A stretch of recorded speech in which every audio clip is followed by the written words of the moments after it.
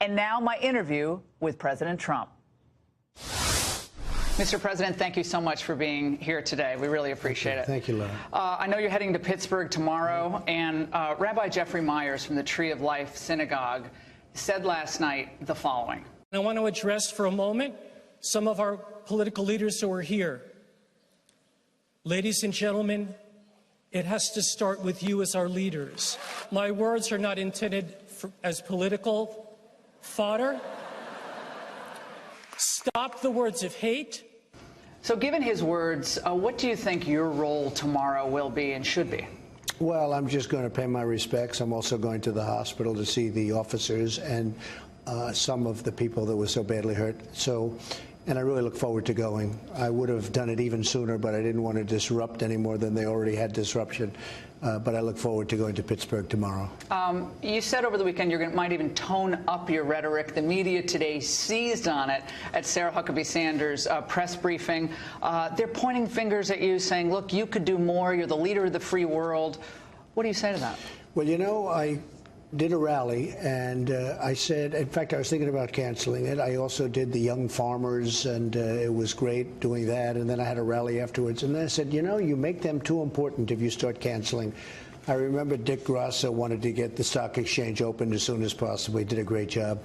And other things. Once you start doing that, once you cancel, so you're doing a rally, and rallies are meant to be fun. Rallies are meant to be everything. And I said, tone it down. And then you saw the group saying, no, don't tone it down. Don't tone it down. So we had a great rally in Illinois for some great people. And frankly, I think that's probably the way it should be. You should go about your life. You can't let these people disrupt any more than they already have, which is disgraceful. What he did is disgraceful. You can't let it happen. As far as what the rabbi said, I agree with him. The word nationalism has taken on for the left this connotation of fueling anti-Semitism, hate, even violence. Do you think that is fair, and do you want to further clarify what nationalism means to you? To me, I don't have to clarify. It means I love the country. It means I'm fighting for the country. I look at two things, globalists and nationalists. I'm somebody that wants to take care of our country because for many, many years, you know this better than anybody, our leaders have been more worried about the world than they have about the United States, and they leave us in a mess. Whether it's the wars, whether it's the economy, whether it's debt, whether it's all of the things that they've done, including putting in the wrong Supreme Court justices, and we've really put two great ones in. No, I'm proud of this country. And I call that nationalism. I call it being a nationalist. And I don't see any other connotation than that. Now, as soon as you make any statement nowadays with the political correctness world, they make a big deal. I'm not a globalist, but I want to take care of the globe. But first, I have to take care of our country. I want to help people around the world, but we have to take care of our country or we won't have a country, including we have to take care of our country at the border. When you hear people use the phrase anti-Semitism to describe anything connected to you. You have a Jewish daughter. You have grandchildren who are Jewish.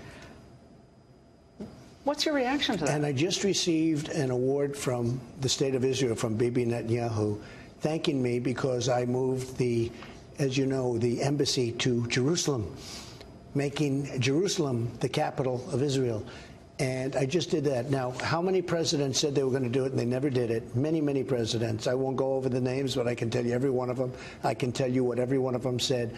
I just opened up, and we opened it up. We didn't just name it. You know, it was going to take years and years to build, and it was going to cost over $1 billion. I opened up a beautiful building for $400,000, already opened, saved well over $1 billion.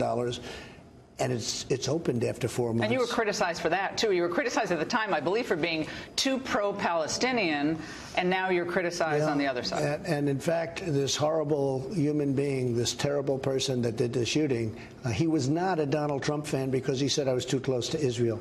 So that seemed to be his reasoning. So I will tell you, I'm going to show you right after this, I'm going to show you the most beautiful plaque. It just came. They must have known you were going to be doing this interview, but it was sent by Bibi Netanyahu thanking me for opening the embassy in Jerusalem, which, as you know, is like the biggest deal. The phrase enemy of the people, another phrase that's been seized upon by many in the media, many on CNN, but not just CNN. There was a woman who was just on CNN a short while ago saying that you have radicalized more people than ISIS. That was CNN today. Well, that must be some kind of a sick woman. When I say the enemy of the people, I'm talking about the fake news, and you know it better than anybody. You have news out there that is so fake, and I can do the greatest thing ever, North Korea, as an example. We would have been going to war. Normal would have been going to war with North Korea. I think President Obama would have gone to war if he had an extra year, he would be in right now a war with North Korea. He told me it was by far, and I'm not knocking him for this, he said it's by far his biggest problem. Look at what we've done. And yet, when they talk about North Korea, they say, what's taking so long? But you know they're going to be biased. Yeah, but you know they're this has been going on for 70 some odd years. Yeah. And they say, I left Singapore, where we had our meeting, yeah, where we really had a very good meeting and a good relationship, like, what, 4 months ago. They say the new line is, what's taking so long? I say, we have plenty. But how does it help expand your base to call them the enemy of the people? How does it help America heal I'll tell you in why. times like this? It's a very good question, very fair. Before we finish, though, so we've done a great job with North Korea. Then they said, we can't get them on anything because the sanctions are on. We got everything. There's no missiles. We got our hostages back. We have the remains coming back, everything.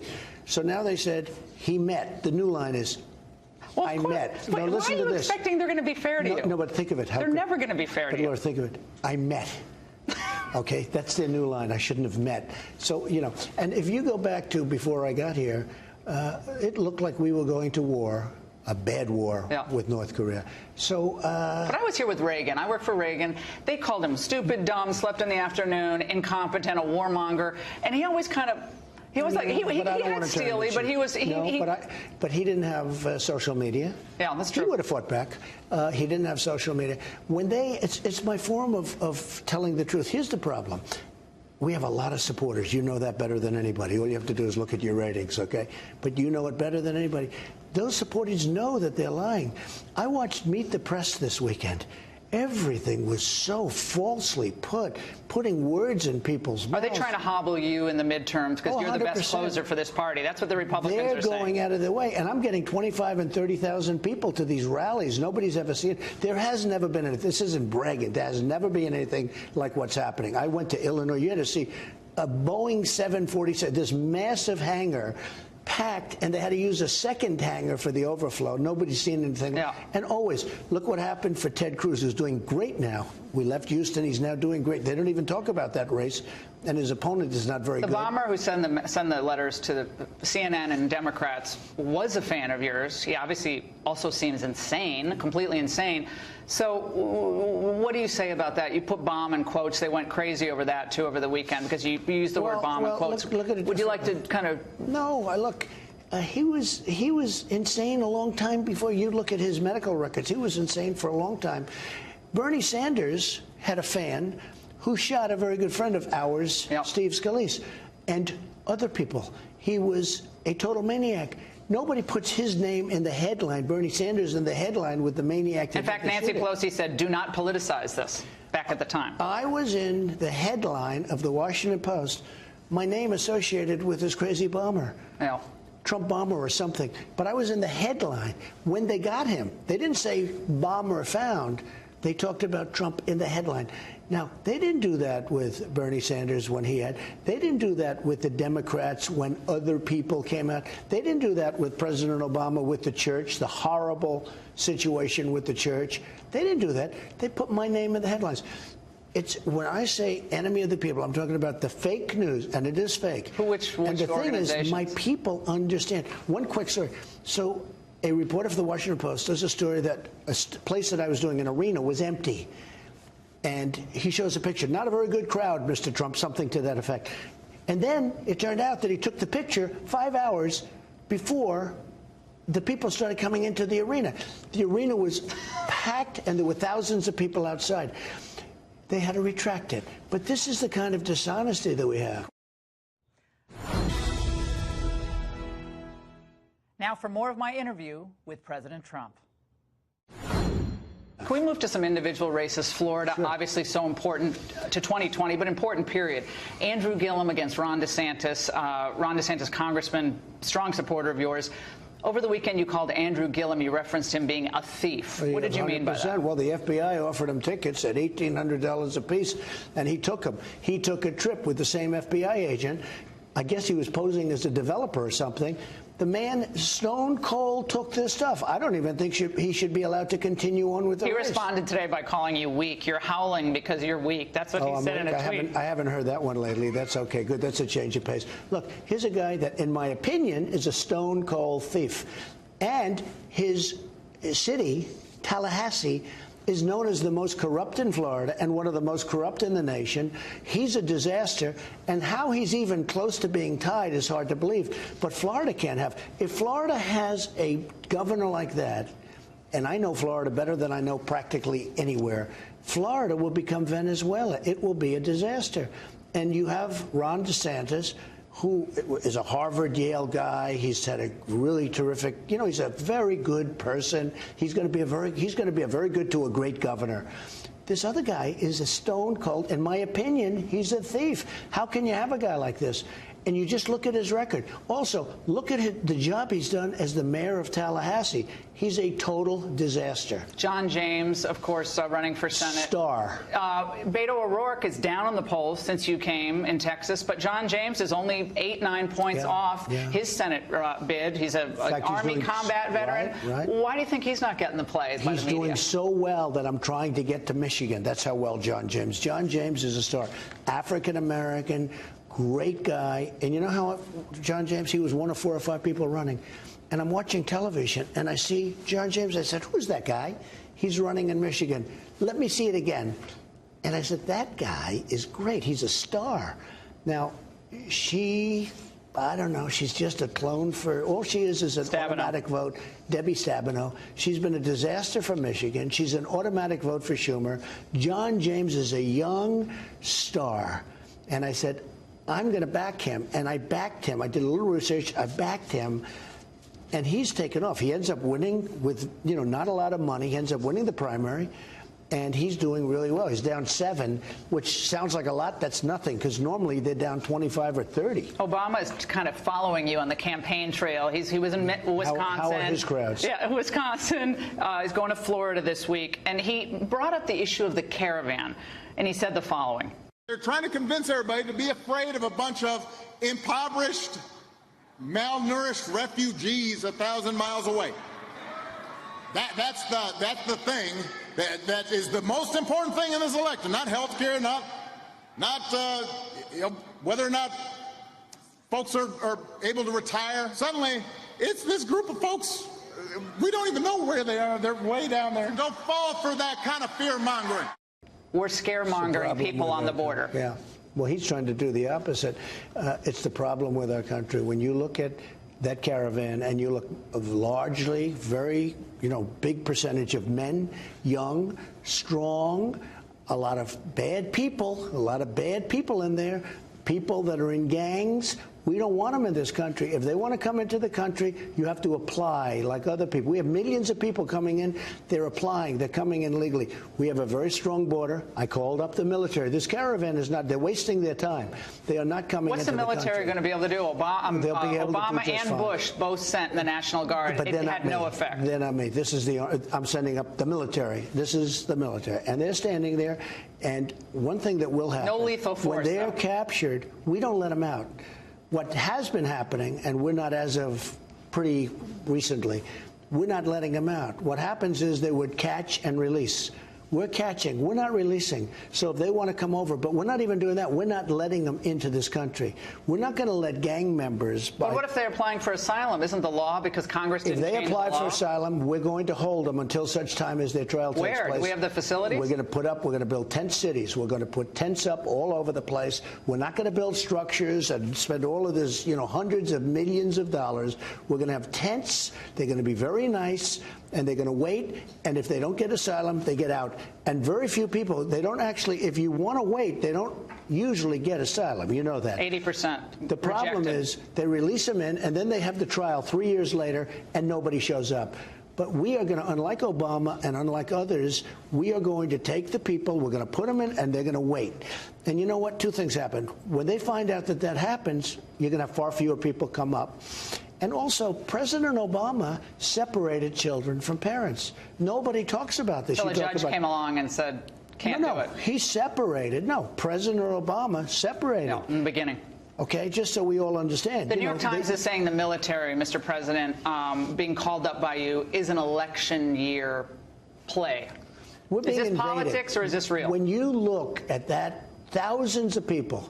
Somebody said, you know, now on that one they build it down. I'm pretty good at figuring out how many people. Thousands and thousands of people on the bridge. When you looked at that bridge loaded up with people, that's called an invasion of our country. This has nothing to do with elections. And I've been saying this long before election. I've been saying this before I ever thought of running for office. We have to have strong borders. If we don't have strong borders, we don't have a country. Democrats are worried about the Latino vote suddenly. They're worried they're not going to get the numbers to show up. They should be. Why? You know why? Because the Latinos, the Hispanic Americans have the best unemployment numbers and employment numbers in the history of our country. The African Americans have the best employment and unemployment numbers in the history of our country. Asians, best employment numbers in the history of our country. Women, 65 years. You know, all of these things, women have the best numbers they've had in 65 years. They should be worried. How are you going to expand into these traditionally Democratic areas? With Kanye results. West spent some time here. Right. It's fascinating. Jim Brown. Yeah, they were great. How big of an effect is West on this push for African-American support? Well, a person came into my office who does poll numbers, said, I do not believe how good these poll numbers are with African Americans. And you see what's happened with my poll numbers. But here's what also happened. When we have the best employment numbers, the best median income numbers for all of these groups, I mean, we have the best numbers we've ever had. And I sometimes jokingly say it's going to be awfully tough to beat me in a debate when I have the best numbers ever produced. So I think they should be worried. They should be worried about the African Americans because they're going to lose them. Will you do some events in the inner city? I'm doing them, yeah. I already have them scheduled. One thing that I think a lot of us are very concerned about is what's happening with the market this year. It's flat for the year, down a little bit, off its record high, both the S&P and the Dow. I know you've complained about the Fed before. How much is cheap credit globally as a part of this problem? Well, remember this, President Obama had the worst recap that we've ever had since the Great Depression, okay, in terms of coming back. But he was dealing with zero money, zero interest money. We actually created value for money. So the people that have money in the bank and did it the way you're supposed to do it, they're actually getting interest on their money now. The Fed is being very tight. Now, in one way, you have to say that's very conservative. That's a good thing from the standpoint of conservative. I don't like it because it closes it down a little bit. But we were up almost 50% from the time I got elected, almost 50. In fact, more in some instances. And now we're down just a little tiny bit. But we have such a strong, when you go job numbers, when you go companies moving into our country, we have so many companies, big ones like Foxconn and like the car companies. They're moving back to Michigan, Wisconsin, Pennsylvania, South Carolina, North Carolina, Florida. They're coming back. And nobody's ever seen this. You've never seen it before. They left, and they had no intention. We just signed a deal with Mexico and with Canada. We did a new deal with Korea. How about Bolsonaro? You talked to him last night. What can we expect he was great. He's called the Trump of South America. I told him I'm honored. But we had a great conversation. And he's now the head of Brazil. Deal? Yeah, I could see that happening. You know, Brazil's treated us very tough because they charge very big tariffs. Brazil has been very tough. So we'll be able to straighten that out. And we have, of course, what's happening with China. China has been really hurting our country economically.